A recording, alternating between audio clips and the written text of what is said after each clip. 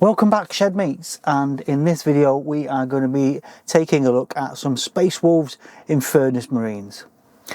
Now these ones in particular have already been given an undercoat of Colour Forge's Wolf King Grey. Now I personally like my Space Wolves to be a bit on the darker side. They're still that bluey grey tint, but I like mine to be darker. So this Wolf King Grey is very similar to the Fang, and I tend to dry brush after that with something along the lines of rust grey, and then with an edge highlight of Fenrisian grey, which is a bit lighter, and that is it for my Space Wolf tones. I do Ragnar's company, so it's just a yellow pauldron, and then it's just a matter of looking into research as to what goes on the right pauldron. It depends on, I think it was in the new codex where they tend to sit, but I think these will be a kind of support squad, which is black and white on the right pauldron.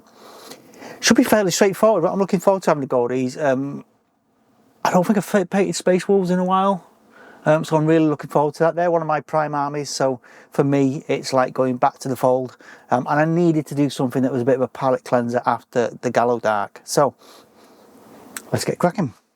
Okay, let's have a look at these boys then. Now I've used the Space Wolf upgrade sprue to give them some extras. With these models, I've decided not to do any fur, mainly because I thought, well, they've got Promethean weapons. Fur's not going to be a good thing. So they've had a few extra bulk things thrown in there, and I think I have to get rid of a few cobwebs by the look of it. But yeah, I'm really looking forward to doing these. It shouldn't take too long, so we'll get cracking on with the dry brushing straight away.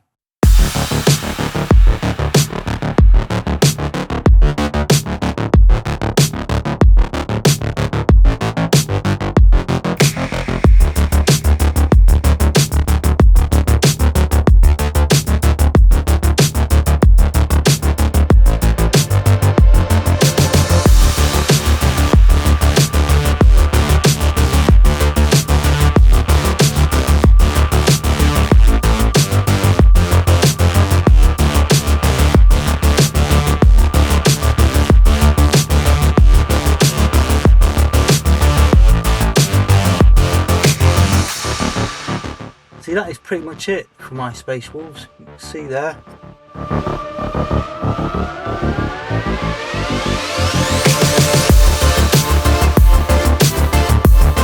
So when I do my Space Wolves, weapon areas are yellow, and so are the shoulder pads. So what we may as well do is do that Lieutenant's shoulder pad while we're doing these other ones. And we'll look at those, finish him off while we're at it. So, oh no, wrong side, let's just get that off. Okay, go over that in a bit. Actually, that side's black, so we'll just go over this, and we'll end up going over this a couple of times with the Avalanche Sunset.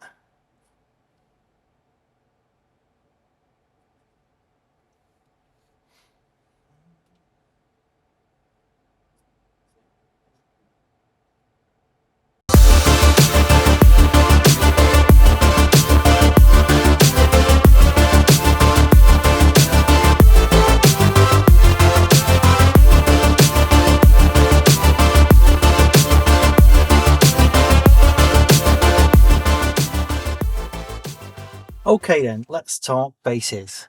Now, for my Space Wolves, I've been going with this kind of like winter tundra style of base.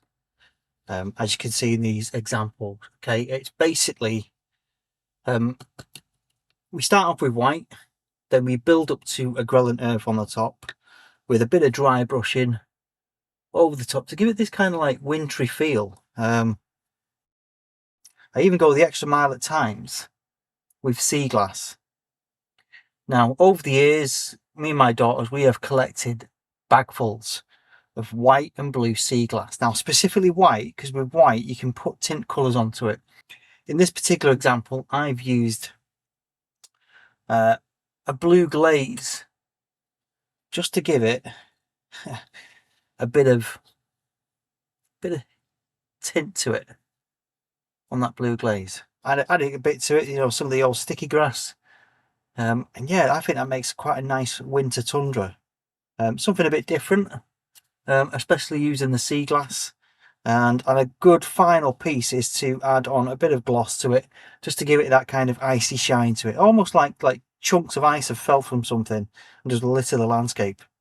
So yeah, what I'm going to do is I'm just going to start the bases off for these ones. It does work quite nicely. So we'll start these bases off, and we'll build it up as we go. So starting off with a good white blast into the centre and around the edges a bit. I don't always go all the way to the edge. Doesn't matter if you get it on quite thick. I'm not too fussed, to be honest.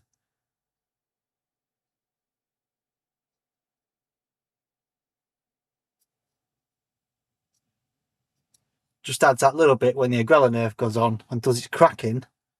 We'll layer that with, I was using Pyrite Glacier, but you could always use Lothern Blue as well, just to give it that very light blue effect that just shines through the Agrella nerf, and it looks quite nice. But it's also an effect you can use for other things. Lava works quite well if you use red, which I've done with some Khorne warriors at some point. Little tricks that you can put in to start to add that bit of extra bits. On the shoulder pads, specifically the right one, I'm going to just blab some white in there, and there's some noticeable chipping on these ones, so what I may do is have to actually paint in battle damage. But I'm just going to paint these white, and then when they've dried I'll go into what I'm going to do with these. It's a little trick I picked up along the way. I bought this roll of tape. It's really thin, really tiny, and what I do is I just pull strips off. I'll just show you these ones in true Blue Peter style. Some I've done earlier. Okay, and then what I'm going to do is I'm just going to layer this one over the top. Pull these out of a sec. I'll layer this one over the top. And you kind of got to, I just wait, but with this particular one, I've done it in one corner. I've gone directly diagonal. And the idea is I should aim up, off with a kind of, when I paint these in black, it'll be like a diagonal strip that's running through all their armour. So they kind of look like quite integral and quite together. That should look quite nice when we pull that off. But yeah, quick strip over there. We'll go over it in black.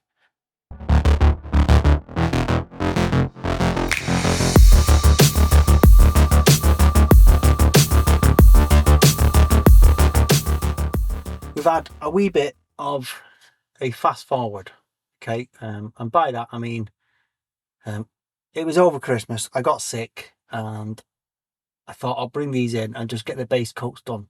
Okay, so what I've done is, one of the first things you see is the right pauldrons, and now I made a mistake and did black on white, whereas really I needed to do red on black, which denotes intercessors.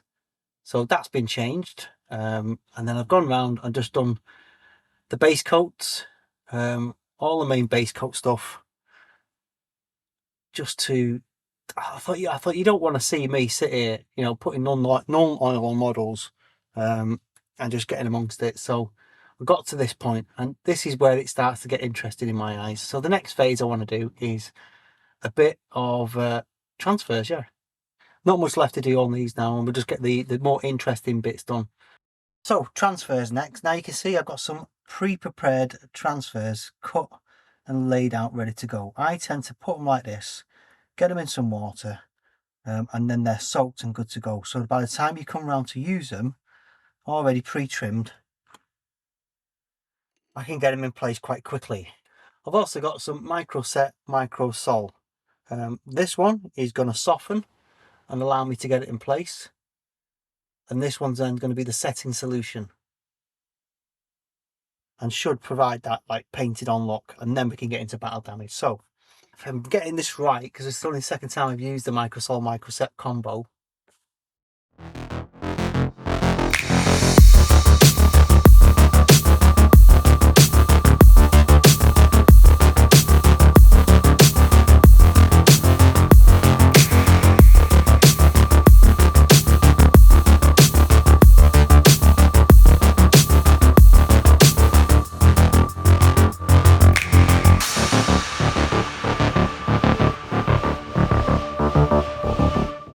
Overall, I think it adds quite a good look to any models using transfers, and it's something that we should all, you know, not shy away from in the bid to get better at the craft. But these are really adding that extra bit now. So the next bit we're going to do is some light battle damage, and we're going to start with getting our dab on using a bit of sponge. So I've got a bit of pre-prepared sponge here.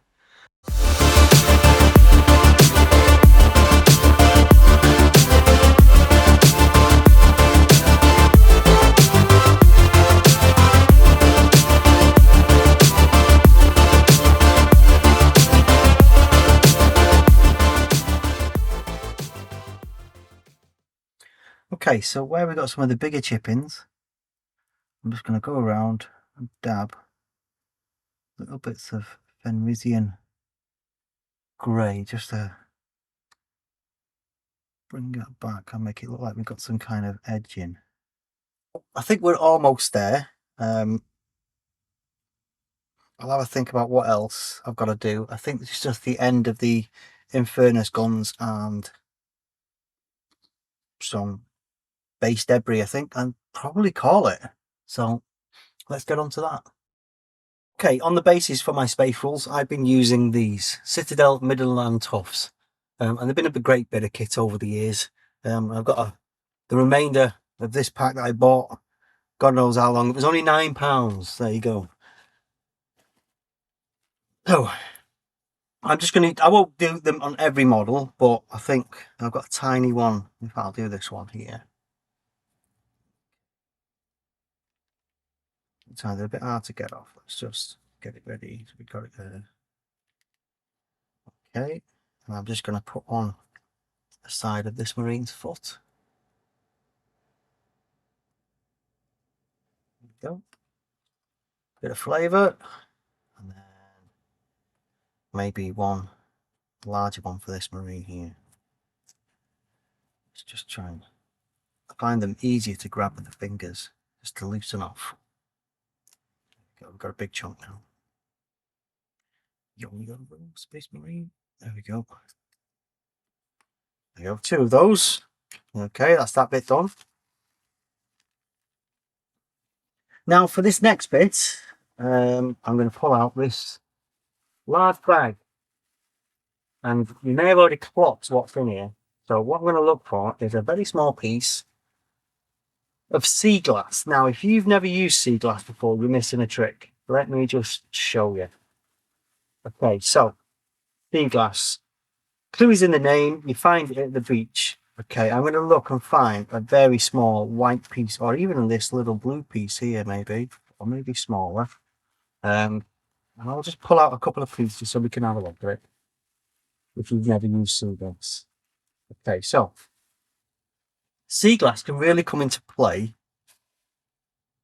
to help jazz up your bases a bit, and I've often used it over the years with my daughters as a really great way of another little entertaining piece at the beach, to use just to kill a bit of time. And you can find this, it's basically bottles that have been washed out to sea and broken up, and they go all smooth over time, and they're great bits of kit for putting on bases. Now, here's one on this Lieutenant model. You can see I took a piece of clear sea glass, and then what I've done is I've put a blue glaze on it, like a bit of watered down blue ink, and then I've gone over it with gloss varnish, and it gives it a really nice little, it's like a little block of ice. So it comes into really nice play. But while I was at the beach last time, I found all these green bits where I thought these would be really good for Necron and Skaven bases, like Warpstone or stuff like that. But yeah, sea glass is your friend. So I'm going to find another little piece and use it for one of these, maybe one or two of these. Okay, so I found 2 suitable pieces of sea glass. Picked 2 Marines that have probably got a bit less on their bases, and we're going to just basically daub a wee bit of Gorilla Glue just on the inside here.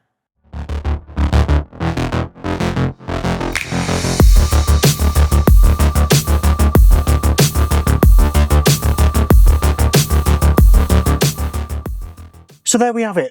The Space Wolves are done. I'm happy with those. I think what I'm going to do in a future video, we'll take a look at my Space Wolves and what I've got so far. And what I've got still needs to be done. I'm a big fan of the Space Wolves. I've got a lot to get through, so don't be surprised if there's some more Space Wolves to come later on in the year. I've already got the next project on the table, and it's quite current, but I've been really looking forward to getting these done, and I'll reveal those soon. But yeah, I hope you liked the video. Please like and subscribe, it really does help the algorithm. And here's the finished article.